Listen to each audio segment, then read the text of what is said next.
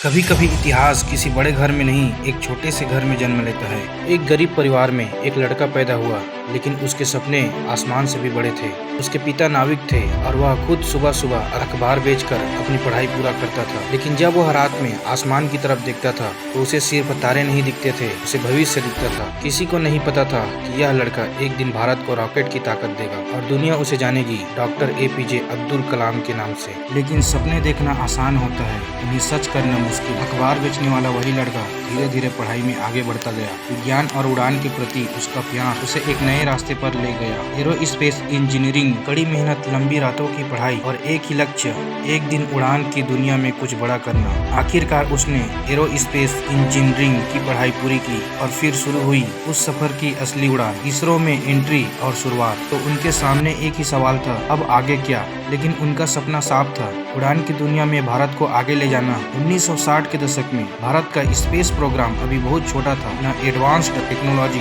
न बड़े रिसोर्सेज, लेकिन कुछ वैज्ञानिक थे जिनकी सोच बहुत बड़ी थी। 1969 में डॉक्टर APJ अब्दुल कलाम को मौका मिला भारत की स्पेस एजेंसी इसरो में काम करने का। यह वही समय था जब भारत अपना पहला सैटेलाइट अपने ही रॉकेट में अंतरिक्ष में भेजने का सपना देख रहा था। डॉक्टर कलाम को एक बहुत बड़ी जिम्मेदारी दी गई, भारत का पहला सैटेलाइट लॉन्च व्हीकल तैयार करना। इस रॉकेट का नाम रखा गया SLV-3। यही वह मिशन था जिसने आगे चलकर भारत के स्पेस प्रोग्राम की दिशा बदल दी। अब डॉक्टर कलाम के सामने एक बहुत बड़ा लक्ष्य था, भारत का पहला सैटेलाइट लॉन्च व्हीकल बनाना। आज के समय में रॉकेट बनाना हाईटेक प्रयोगशाला में होता है, लेकिन उस समय भारत के पास न एडवांस्ड मशीन थी और न ही बड़े रिसोर्सेज। फिर भी इसरो के वैज्ञानिक ने एक सपना देखा, भारत को अंतरिक्ष में आत्मनिर्भर बनाना। कई बार रॉकेट के पार्ट्स साइकिल और बैलगाड़ी से टेस्टिंग सेंटर तक पहुंचाए जाते थे। दिन रात मेहनत, बार बार टेस्टिंग और हजारों कैलकुलेशन। धीरे धीरे भारत का पहला लॉन्च व्हीकल तैयार हो गया। अब पूरा देश इंतजार कर रहा था उस ऐतिहासिक पल का,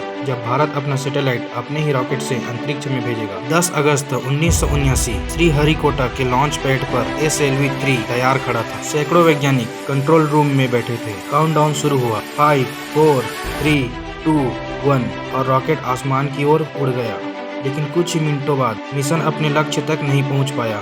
रॉकेट सैटेलाइट को सही ऑर्बिट में नहीं पहुंचा सका। यह भारत के स्पेस प्रोग्राम के लिए बहुत बड़ा झटका था। एक साल बाद फिर वही रॉकेट लॉन्च पैड पर खड़ा था। तारीख थी 18 जुलाई 1980।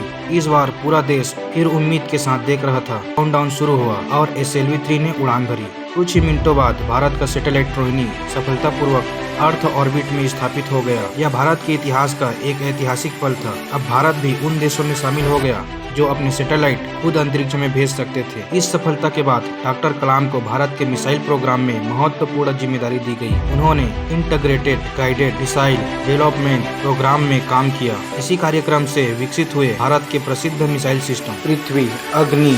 इन परियोजनाओं ने भारत की रक्षा शक्ति को मजबूत बनाया और इसी कारण पूरी दुनिया उन्हें जानने लगी, मिसाइल मैन ऑफ इंडिया। लेकिन डॉक्टर कलाम सिर्फ साइंटिस्ट नहीं थे, वे एक ऐसे इंसान थे जो हर बच्चे को सपने देखने की प्रेरणा देते थे। 2002 में भारत ने एक वैज्ञानिक को देश का सर्वोच्च पद दिया। डॉक्टर APJ अब्दुल कलाम भारत के 11वें राष्ट्रपति बने, लेकिन राष्ट्रपति बनने के बाद भी उन्होंने खुद को एक टीचर ही कहा। डॉक्टर कलाम की कहानी हमें एक गहरी सच्चाई सिखाती है, महान बनने के लिए महान जगह पैदा होना जरूरी नहीं है, जरूरी है बड़ा सपना देखना और उसे पूरा करने की हिम्मत रखना। डॉक्टर कलाम हमेशा कहते थे, dream dream dream, dreams transform into thoughts and thoughts result in action. अगर आप भी बड़े सपने देखते हैं, अगर आप भी साइंस, स्पेस और नॉलेज से प्यार करते हैं, तो आप सही जगह पर हैं। यह है द नॉलेज प्लैनेट। यहाँ सिर्फ जानकारी नहीं देते, हम सपनों को उड़ान देने की कोशिश करते हैं। आप जितना इस चैनल से जुड़ते जाएंगे, मैं उतना ही कॉन्फिडेंस के साथ और भी पावरफुल और इंस्पायरिंग वीडियोस बनाता जाऊंगा।